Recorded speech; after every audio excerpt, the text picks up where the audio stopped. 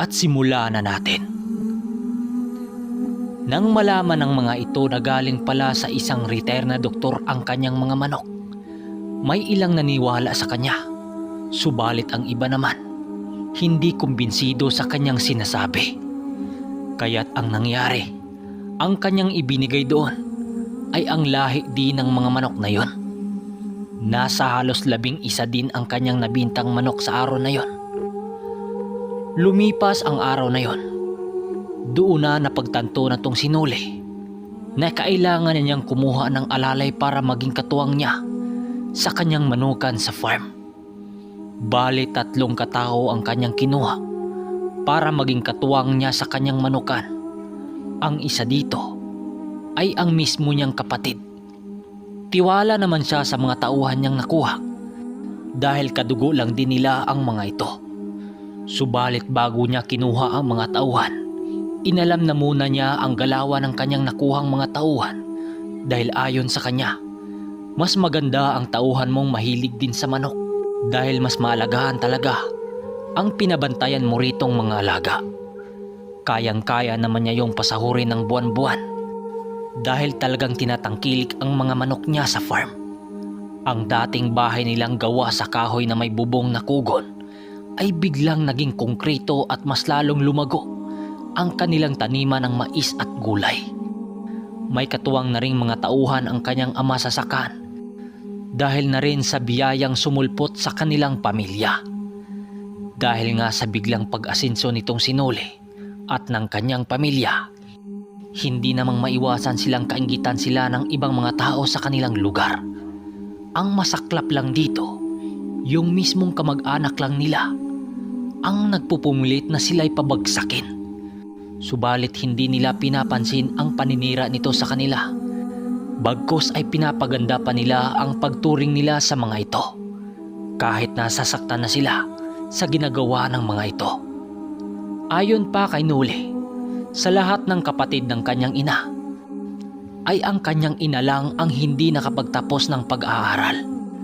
Ang mga kapatid nito ay purong nagtatapos at nagkatrabaho sa kanilang lugar, maliban lang sa kanyang ina na pinag-asawa ng maaga ng kanyang lula nitong sinuli sa mother side.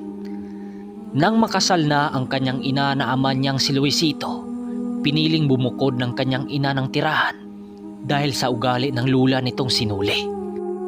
Nang magsama na ang mga magulang nitong sinuli, doon na pag-alaman ng kanyang ina na isa pala siyang ampon sa kanyang kinakalakihang pamilya. Kaya gano'n na lang ito tratuhin ng kanyang ina. Mabait namang tao ang lolo nitong sinuli sa kanya, subalit ang lula niya ang naiiba.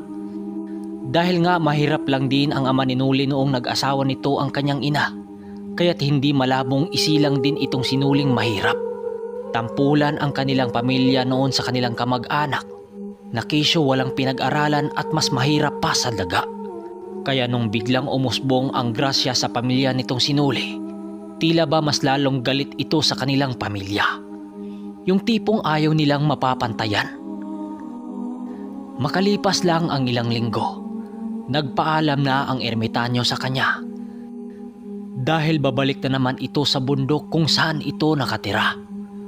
Ayon pa sa matanda, kinakailangan niyang bumalik doon dahil yun nga, may estudyante itong kasulukuyang sinasanay sa bundok.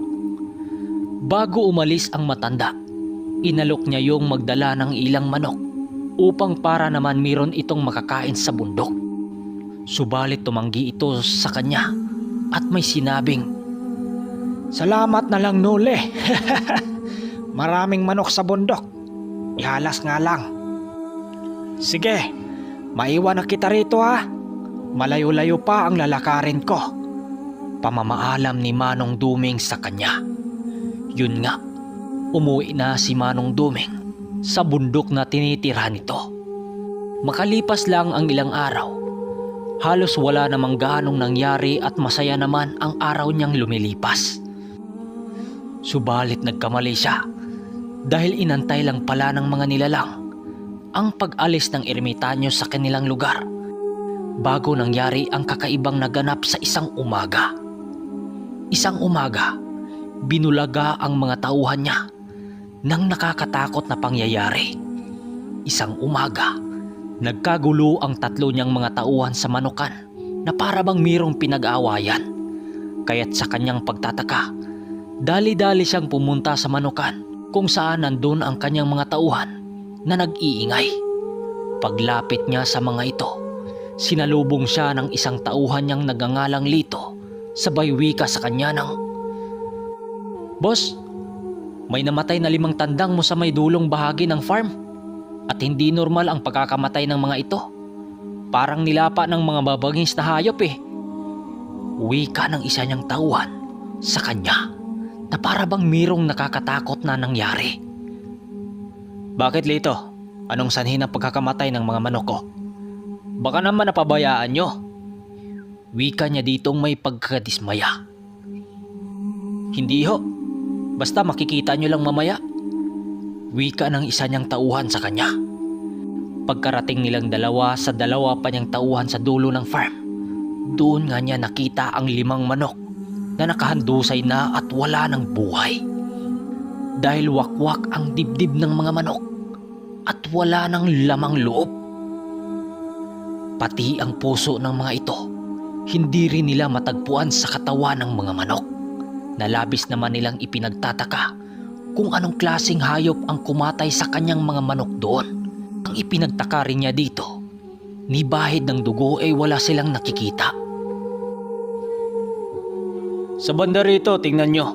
Baka may butas kaya napasok tayo ng mga ligaw na hayop." Wika niya sa kanyang mga tauhan. Subalit maya-maya lang, sinabi ng mga ito na wala silang nakikitang butas sa mga harang na kanilang manukan. Kaya't upang makasigurado, nagpasama siya sa kanyang mga tauhan upang tingnan ang buong paligid ng manukan. Subalit maging siya, wala siyang nakikitang butas na maaring lusutan ng mga nilalang na ligaw. Kaya't sinabi niya sa mga tauhan na maiging magbantay sa mga harang upang makita ang mga hayop na pumasok sa kanilang farm. Pagkatapos noon, pinuntahan niya ang kanyang ama doon sa kanilang taniman upang tanungin ito sa sinabi nito noong nagdaang linggo na may aso itong nakita sa labas ng kanilang manukan. Kaya't paglapit niya rito, nagwika siya ng, "Tay, kailan niyo ba huling nakita yung asong maligid sa manukan natin?" Wika niya sa kanyang ama. Nang marinig yun ng kanyang ama, sumagot din naman ito ng, "Nung nagsasabong ka, nak. Bakit? Anong nangyari?" Wika ng kanyang ama. "May natagpo ang mga patay na manok doon kasi, tay, doon sa farm. At saka hindi po normal ang pagkakamatay ng mga ito. Wakwak ang tiyan eh. At saka ang nakakatakot pa dito, walang lumang loob." Wika niya sa kanyang ama. Nang marinig nito ang kanyang sinabi, gulat naman itong tumitig sa kanya. Kaya't maging ang kanyang ama gustong makita ang pangyayari. Nang makita yun ng kanyang ama, maging ito man ay hindi maintindihan ang nakita nito. Kung aso man ang pumatay sa kanilang mga alaga, idi sana mayroon yung bakas ng dugo. Pero sa kanilang nakita, hindi aso ang may gawa nun.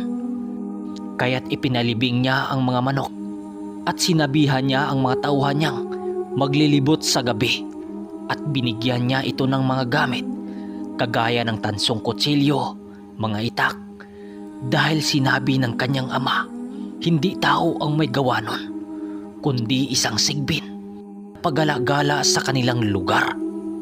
Akala niya hindi na maulit ang ganong pangyayari, subalit nagkakamali siya.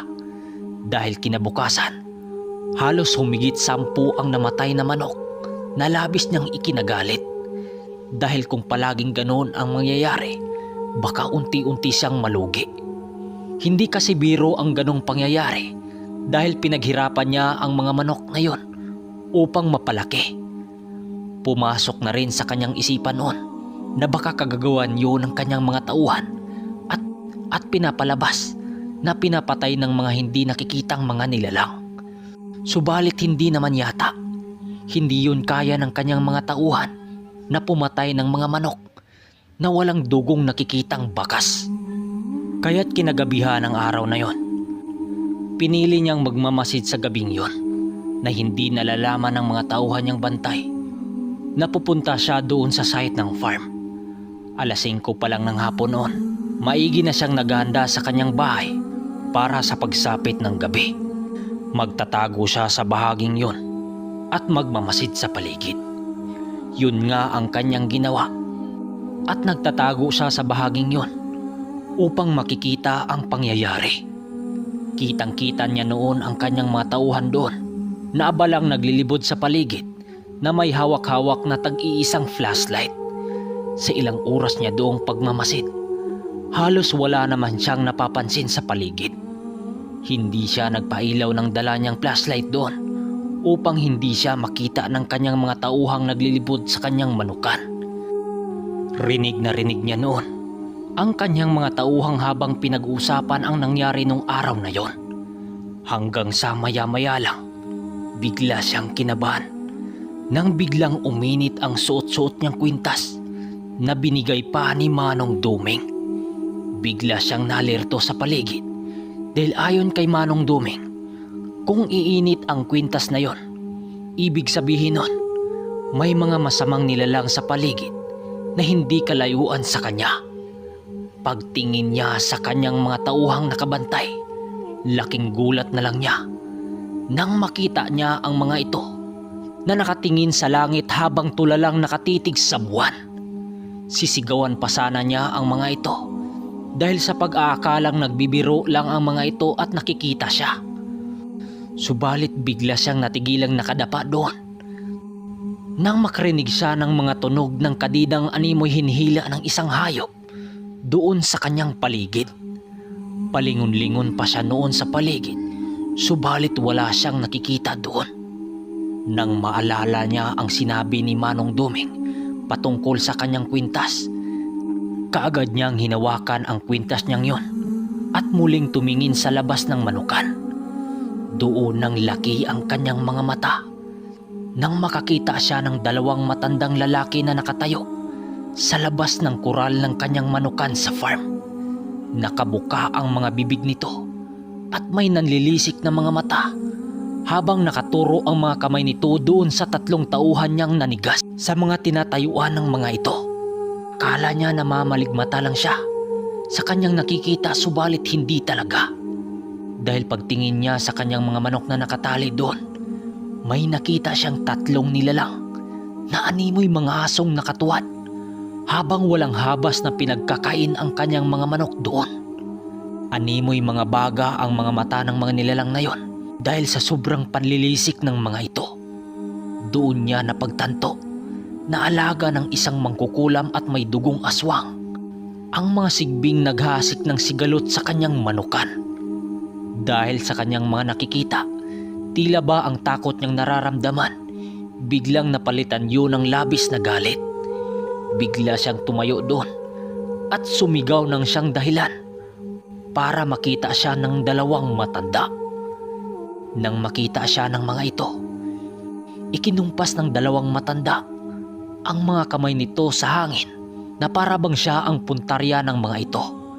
Pagkumpas ng mga nilalang sa kanilang mga kamay, nakakaramdaman siya ng isang animoy na hihilo siya. Subalit sa tuwing matatumba siya, tila ba bumabalik din ang wisyo niya dahil mas lalong iinit ang kanyang kwintas. Nang mararamdaman ng 2 matanda na tila hindi siya tinatabla ng binitawang usal nito sa kanya, ngumisi itong nakatingin sa kanya at nagsalita ng Ano? Nagustuhan mo ba ang ganti ko sa'yo? Hindi lang yan ang gagawin ko sa mga alaga mo. Uubusin ko yan hanggang sa bumagsak ka sa kahirapan. Nang marinig ito ni Nuli, doon niya napagtanto na maaaring ito yung matandang nakaharap nila sa derby noong nagdaang mga linggo. Dahil sa kanyang mga narinig sa matandang yon, binunot niya ang itak niyang gawa sa purong tanso at itinuro niya sa 2 matanda. Nang ginawa niya yon, ngumisi lang naman ang matanda habang ang kasama nito na nakatitig lang yun sa kanya. Huwag mo kong tatakutin yan, iho. Hindi kami tinatablan yan. Ang mas mabuti pa, tulungan mo yung mga kasama mo. Wika ng matanda sa kanya at laking gulat niya nang tumagos ito sa kanyang harang sa manukan na gawa sa kawayan. Nang akmang lalapit na ito sa kanya, mas lalo pa siyang kinalabutan nang manigas ang buo niyang katawan. Habang papalapit sa kanya ng papalapit ang mga matanda, papainit naman ang papainit ang kanyang kwintas na suot-suot. Nang akmang sasakali na siya ng dalawang matanda, bigla na lang itong napapaatras sa hindi malamang dahilan. Paglapit sa kanya ng isa pang matanda, nagwiwika ito sa kanya ng, Hindi ka rin pala basta-basta, iho. Sabihin mo, sino ang kinakapitan mo? Huwag kang mag-alala. Hindi ko siya papatayin kung ibibigay mo lang sa akin ang mutyang ginagamit mo sa mga manok mo. Kapag ibinigay mo sa akin ang bagay na yon, pangako, lulubayan ko na itong manukan mo at mamumuhay ka ng payapa. Wikang paninindak ng aswang na matanda sa kanya. Bago umalis ang matanda na yon, may ibinilin pa ito sa kanya na babala. Pag-isipan mo ang mga sinasabi ko. 3 araw lang ang ibibigay ko sa iyong palugit. Kapag hindi mo ibibigay sa akin ang mutya, kailanman hindi ka na mabubuhayan ng kahit anong hayop rito. Hinihingal ako mga kaermitanyo.